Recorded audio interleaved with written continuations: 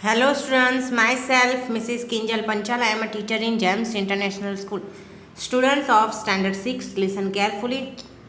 Students, in this video I will continue your Chapter 7, Gupta Age and Other Rulers in SS subject. Okay? Students, I have already explained hard words of this chapter in previous video. Okay? Now I am going to start on page number 35. Okay students, यहाँ तक अपना हो चुका था last, यानी one page ये पूरा page जो है वो कंप्लीट हो चुका था. ओके अब हम बाजू वाले पेज पर ओके चंद्रगुप्त 2 विक्रम आदित्य से स्टार्ट करें. ओके चलो हम start from here.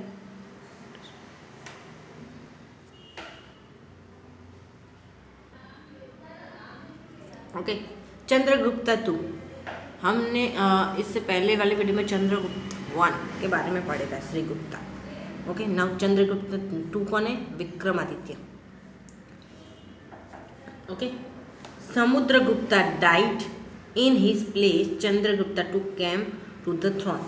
He not only successfully preserved the great legacy of his father which he inherited but also expanded the empire by conquering some of the regions. अब Samudragupta empire जो समुद्रगुप्ता थे वो मर गए, died हो गए, यानी मर जाने के बाद ओके उनकी गद्दी पर कौन आया? समुद्रगुप्ता 2 आया उनकी जगह पर. ओके क्योंकि आपको पता होगा कि मैंने पहले ही बताया कि जो किंग होता है ना, अगर वो मर जाता है तो उनका बेटा जो होता है ओके वो ही उनकी गद्दी पर आता है. वहाँ कोई वोटिंग नहीं होती. ओके जैसे हम लोग करते हैं वैसे. ओके यानी ये उनकी हेरिडिटी में होता है, वंश के अनुसार चलता ही जाता है. जैसे अभी कैसे कि जो मिल्कत होती है वो कैसे बाप के बाद किसको मिलती है? पापा को मिलती है, बट बेटे को मिलती है ना, बेटे के बाद उसके बेटे को, तो वो कंटिन्यू रहता है. ओके तो समुद्रगुप्ता के मर जाने के बाद उनकी जगह पर उनकी थ्रोन मतलब गद्दी, राजगद्दी होती है ना, जो राजगद्दी, उस पर चंद्रगुप्ता 2 आया. ओके और वो सिर्फ सक्सेसफुल नहीं था. सक्सेसफुल मतलब वो सिर्फ सफल होने के लिए नहीं, तो उसने जो किया है ना वो ऐसा है कि एक उसके पापा के बाद वो महान ग्रेट लेजेसी बन गया, यानी महान रूलर जो बोलते हैं ना वो. क्योंकि उस एक्चुअली वो क्या है? विच ही इनहेरिटेड, विच मतलब वो उसके हेरिडिटी में था. ओके वो उसके हेरिडिटी में था, बट ऑल्सो एक्सपेंडेड द इम्पीरियर. लेकिन उसने जो अपना जो एम्पीरियर है, साम्राज्य जिसको बोलते हैं, उसने उसको बहुत सारे आसपास के बहुत सारे जो साम्राज्य है उसको उसने जीत लिया. Okay Chandragupta 2 was the most talented ruler of Gupta dynasty. The boundaries of his empire extended up to Shak kingdom. He attacked Gujarat and Sakshatrapa dynasty in memory of this victory. He adopted the title of Sakari. He was also called Vikramaditya. Okay Vikramaditya आपने नाम तो सुना ही होगा. तो चंद्रगुप्त था वो एक Gupta dynasty, मतलब गुप्ता लोगों की जो वंश होता है ना, उसमें चंद्रगुप्ता है वो बहुत टैलेंटेड था रूलर. ओके गुप्ता डायनास्टी मतलब वंश कुल बोलते हैं ना, यानी गुप्ता समाज बोलते हैं जिसको भी ऐसे बोलते हैं. जो गुप्ता समाज के जो कुल होते हैं उसमें चंद्रगुप्ता थे वो बहुत टैलेंटेड रूलर था. और उसने अपनी जो एम्पायर है, अपने साम्राज्य की जो बाउंड्रीज मतलब हद, उसने शाक किंगडम शाक राज्य है वहाँ तक फैला दी थी.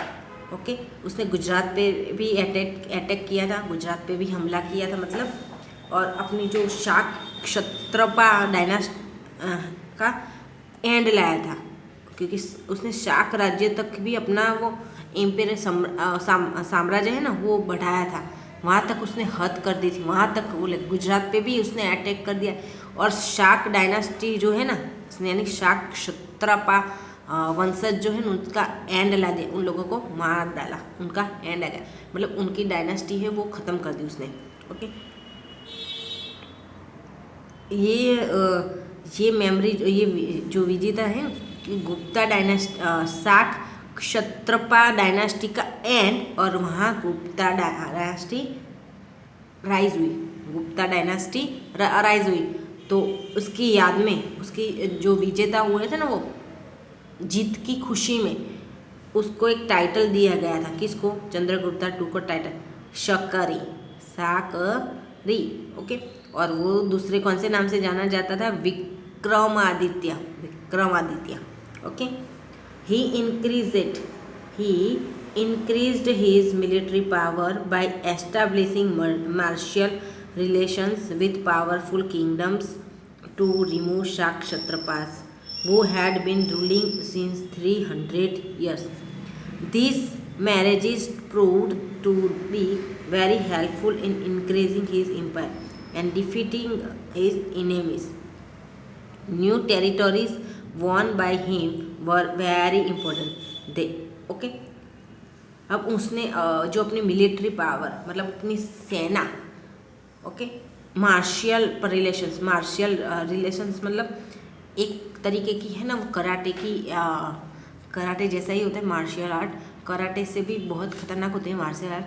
उसकी जो ट्रेनिंग एस्टेब्लिश यानी वहाँ ऐसा एस्टेब्लिश किया और अपने जो मिलिट्री का पावर है उसको इंक्रीज़ किया, मतलब उसको बढ़ाया, मतलब अपनी अपनी सेना में बहुत सारे लोग को भर्ती करवाया, फिर उसमें बहुत सारे जो हथियार होते हैं शस्त्र वेपन्स जिसको बोलते हैं वो बढ़ाए, उस तरीके से अपना पावर मिलिट्री पावर है वो बढ़ा दिया ऐसा।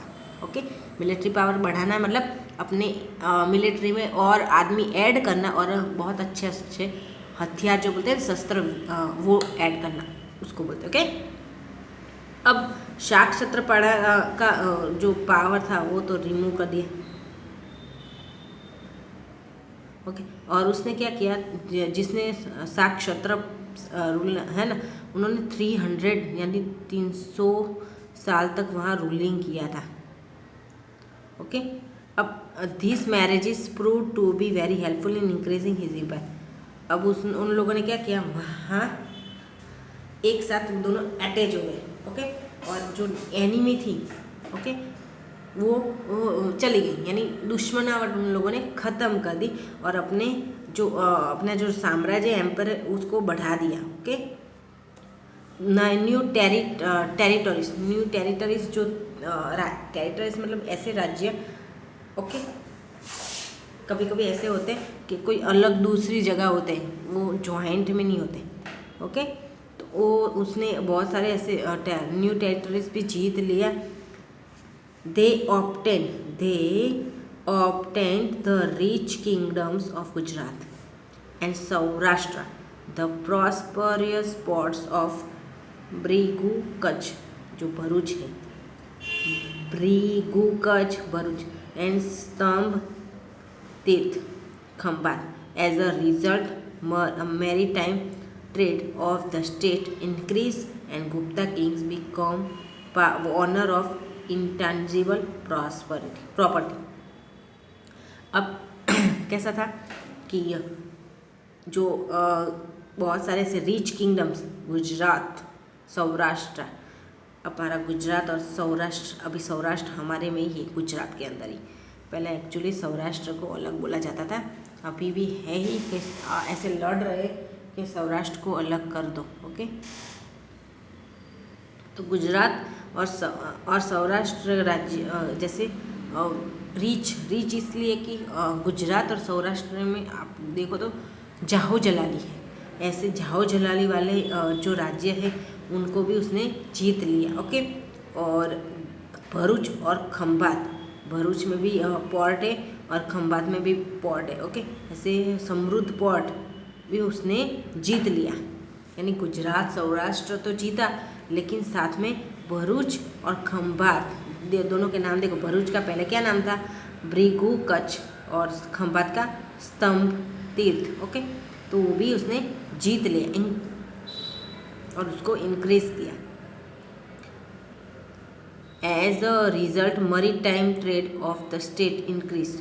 मरी टाइम मतलब जो समुद्र के रिलेटेड ट्रेड होता है वो बढ़ गया, ओके, राज्य में। और गुप्ता जो राजा थे वो एकदम उसके जो प्रॉपर्टी थी समृद्धि, उसके राजा बन गए। राजा मतलब उनका राज चल रहा था, तो कहीं पर भी कुछ होगा तो मोस्टली उनका ही होगा, ओके, उनका ही होगा। इंटेंजिबल मतलब अस्पष्ट। अस्पष्ट मीन्स प्रॉपर्टी, मतलब इतनी प्रॉपर्टी कि बयान नहीं कर सकते कि कितनी प्रॉपर्टी है, उसको इंटेंजिबल बोलते हैं। इंटेंजिबल प्रॉपर्टी बोलते हैं कि इंटेंजिबल मतलब पता नहीं है कितनी प्रॉपर्टी, खुद राजा को भी नहीं पता होती, ओके। ऐसे देखो, चलो मैं यहाँ कुछ मैप दिखा रही हूँ, आई शो यू। देखो, map of India during Gupta period. India का ये मैप है गुप्ता पीरियड जब चल रहा था तब। देखो, ये अरेबियन सी है, bay of Bengal, bay of Bengal, Arabian sea, Himalayas, okay, हाँ हिमालयस है, सिंधु रिवर है ना अभी, मरु, नर्मदा जो हमारी ये है नर्मदा, गुजरात में होके जाती है, ये गुजरात का है, पाटलिपुत्र, वैशाली, गंगा, है ना। ये इससे क्या है, ये रिवर्स का यूज़ के व्यापार भी करते थे, ट्रेडिंग भी करते थे, okay. Now turn your page.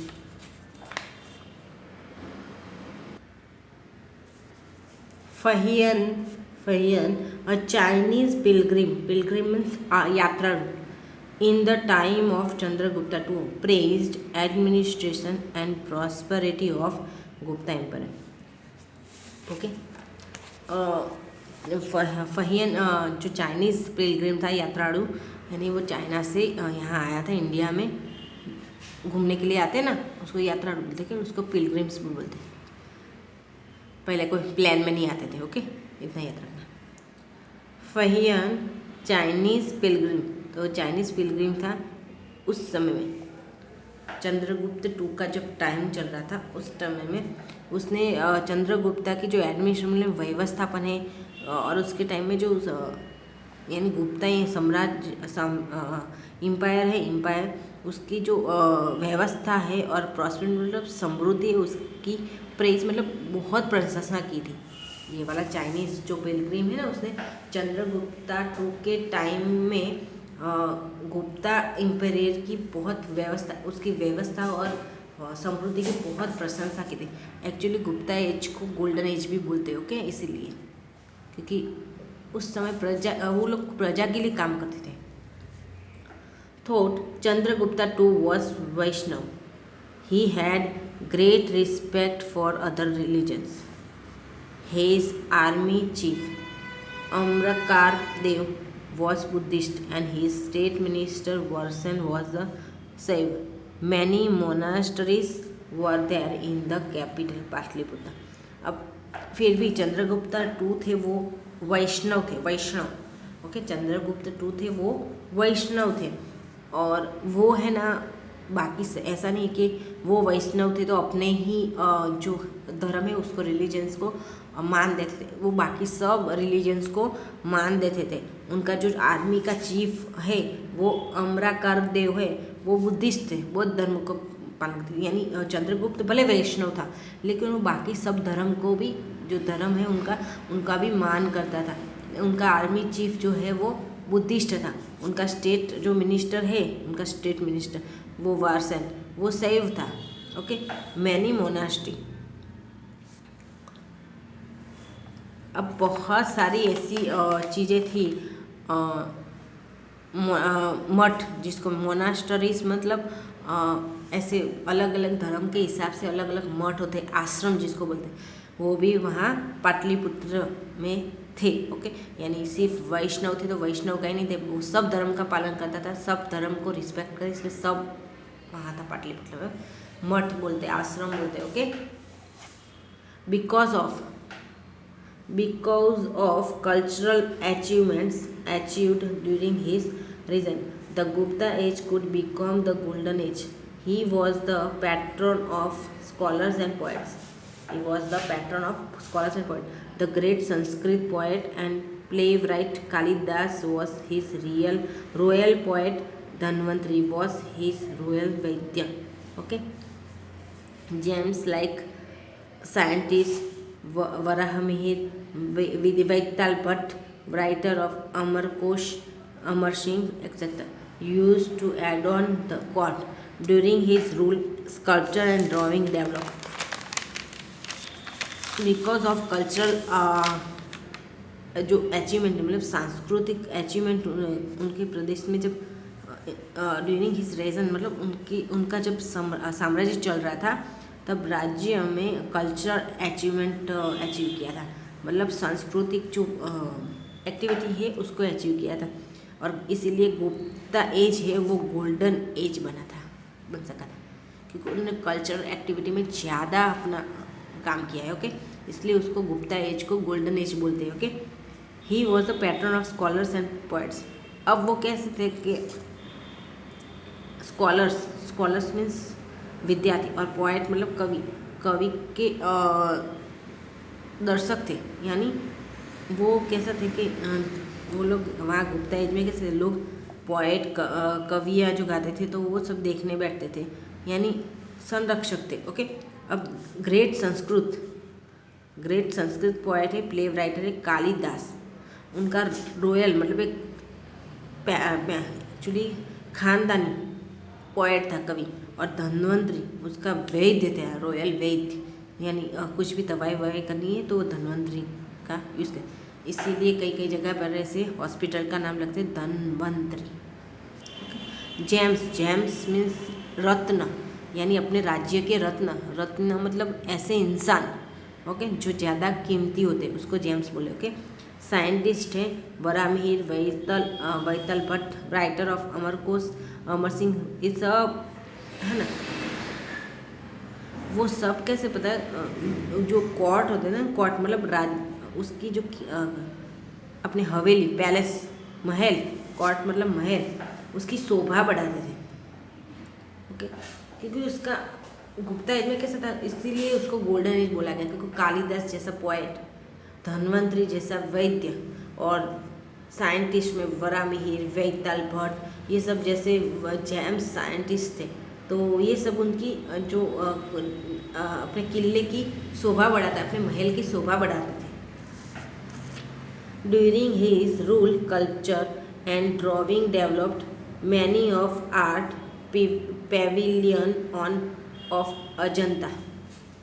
Many of art pavilion of Ajanta caves were made during his time. He built a number of Buddhist monasteries in the capital Patliputra. Mehrauli iron pillar near Delhi was made during his reign, which has not rusted for centuries, despite being in heat and rain. अब उनके rule के उनका जब Gupta as का rule चल रहा था, during his rule मतलब उनका रूल जब चल रहा था उस दौरान ड्राइंग और स्कल्पचर मीन्स ऐसे ये सब जो कोतरणी काम नहीं होता, कोतरणी का काम करने का, वो सब डेवलप हुआ था। अब बहुत सारे जो ऐसे बोलते आर्ट, बहुत सारे मैनी ऑफ आर्ट, जैसे अजंता केव उनके टाइम में बना है, अजंता का उनके टाइम के दौरान अजंता केव बना है, यानी इस तरीके से बहुत सारे आर्ट है वो बने। Okay, he built a number of Buddhist monasteries in the capital. उन्होंने है ना पाटलिपुत्र में बहुत सारे बिल्ट अ नंबर बुद्धिस्ट मठ आश्रम वो भी बिल्ड बनाए थे। और मेहरौली आयरन पिलर है एक जो नई दिल्ली के पास बना है, ड्यूरिंग उनका जब वंश चल रहा था गुप्ता डायनास्टी का तब बना था। देखो ये रहा मेहरौली आयरन पिलर, जो भी दिल्ली में अवेलेबल है, आप जाओगे तो आप देख सकते हो। Okay, for century despite being heat and rain, despite being in heat and rain. Okay, तो वो अभी भी रस्ट मतलब वो अभी भी नाश नहीं, उनके दौरान ही ये आयरन मेहरौली आयरन पिलर है वो बना है चंद्रगुप्ता टू के टाइम में। ओके, वो अभी तक वैसे का वैसा ही है, चाहे गर्मी हो या बारिश में भी। ओके, मतलब बारिश हो या गर्मी होने के बावजूद बहुत सालों सेंचुरी वो रस्ट नहीं हुआ, यानी गिरा नहीं है कि ना कुछ उसको हुआ है। Okay, he made Ujjain his another capital besides Pataliputra. He made Ujjain his another capital besides Patliputra. He divided the state into different administrative units for running streamlined administration. In the year 414, the great emperor Chandragupta Vikramaditya died. Okay, he made, उन्होंने उज्जैन बनाया दूसरा capital, जो पाटलिपुत्र के बाजू में ही दूसरी capital बनाई उनकी Ujjain. You know very well Ujjain, Pataliputra के बाजू में उसने दूसरी कैपिटल बनाई उज्जैन।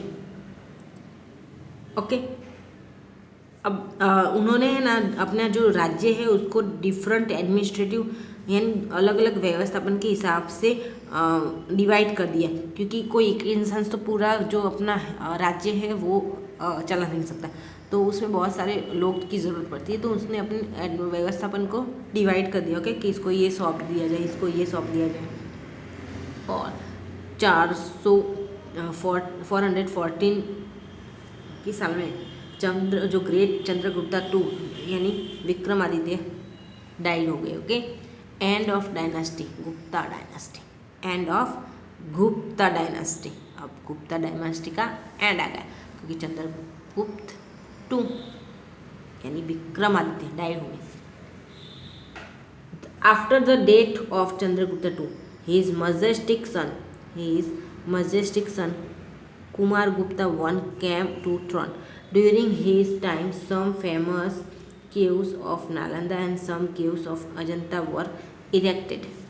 Okay, अब चंद्रगुप्त के मर जाने के बाद उनका तेजस्वी, मजेस्टिक मतलब तेजस्वी, ओके, मजेस्टिक मतलब तेजस्वी, बहुत तेजस्वी बच्चा, उनका बेटा कुमार गुप्ता वन जो है वो गादी पे आया, और उनके टाइम में बहुत सारे फेमस केव्स जैसे नालंदा के केव्स, फिर अजंता केव्स, वो सब इरेक्टेड हुआ। इरेक्ट मतलब बनाना, निर्माण करना, उनके टाइम में निर्माण हुआ था। ओके, यानी नालंदा और अजंता है वो कुमार गुप्ता के टाइम में निर्माण हुआ था। Okay, after Kumar Gupta one, his brave son Skandagupta came to power. The weak rulers of post Skandagupta time could not withstand the onslaught attacks of the obsessive and powerful Hunas, and Gupta Empire disintegrated. Okay, after Kumar Gupta one, Chandragupta two के मर जाने के बाद उनका majestic मतलब तेजस्वी पुत्र कुमार गुप्ता गादी पे आए, उन्होंने ये दोनों करा। और उनके बाद कुमार गुप्ता वन के बाद उनका बेटा ब्रेव मतलब बहादुर बेटा स्कंद गुप्ता है वो गादी पे आया। ओके,